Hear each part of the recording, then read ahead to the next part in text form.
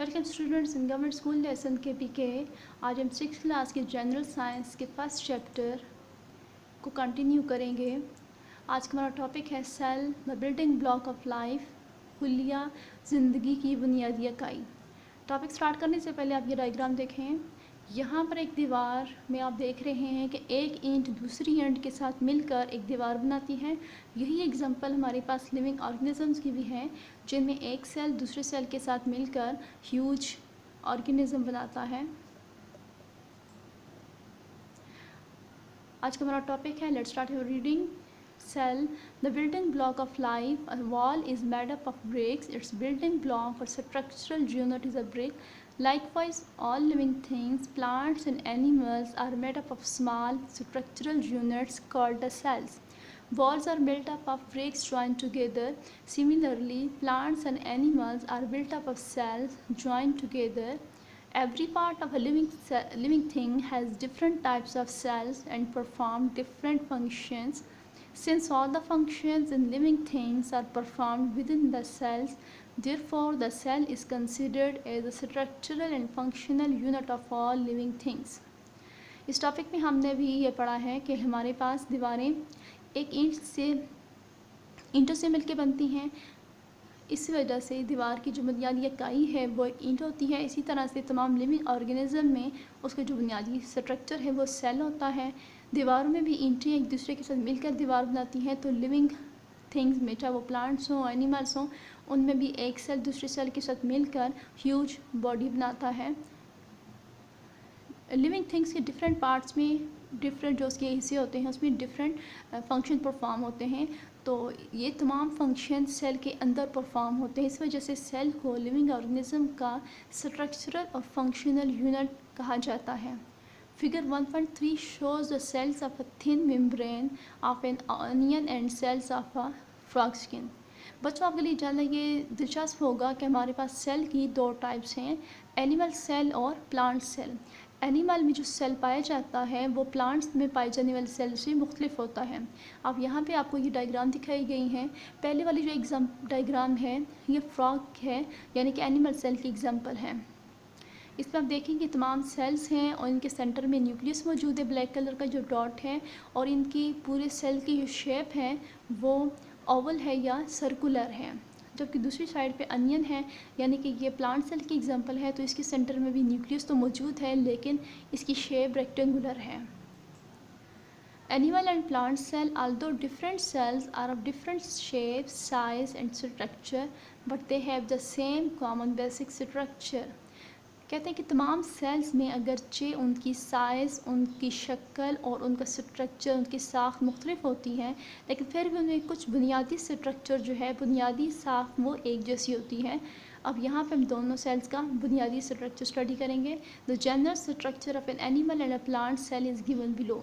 अब ये नीचे देखें, इनमें मोस्टली ऑर्गेनेलीज जो है वो कॉमन हैं। ज़्यादातर पार्ट्स जो एक सेल में पाए जाते हैं वही वाली दूसरी सेल में भी पाए जाते हैं, लेकिन इनमें शेप का डिफरेंस आप देख सकते हैं कि ये प्लांट्स का सेल जो है ये रेक्टेंगुलर है, जबकि एनिमल का सेल जो है ये सर्कुलर है। Important parts of a cell. अब सेल के तमाम पार्ट्स को हमने वन बाय वन स्टडी करना है। Cell wall, the outermost covering in a plant cell is called the cell wall. एक प्लांट सेल में जो सबसे बाहर वाला पार्ट होता है वो सेल वॉल होती है। It is hard and protects plant cell. ये मजबूत होती है, सख्त होती है और प्लांट सेल की हिफाजत करती हैं। Animal cells do not have cell wall. Animal cell में सेल वॉल नहीं पाई जाती। आप ये देखेंगे ग्रीन कलर की आपको सेल वॉल नज़र आ रही है, तो ये सिर्फ प्लांट सेल में पाई जाती हैं। Our next part is cell membrane. Cell membrane is present under the cell wall in plants, but in animal cell it is the outermost covering. Plant में क्योंकि सबसे बाहर सेल वॉल होती है तो सेल वॉल से नीचे सेल मेम्ब्रेन पाई जाती है, लेकिन एनिमल सेल की सबसे बाहर वाली जो कवरिंग है वो सेल मेम्ब्रेन होती है। It is living membrane. ये बढ़ती है। It controls the movement of materials coming into and going out of the cell. इसमें छोटे छोटे सुराख होते हैं जो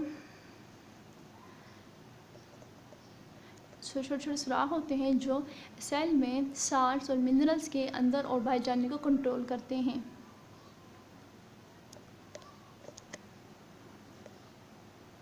अब ये देखें प्लांट सेल और एनिमल सेल दोनों में सेल मेम्ब्रेन मौजूद होती हैं।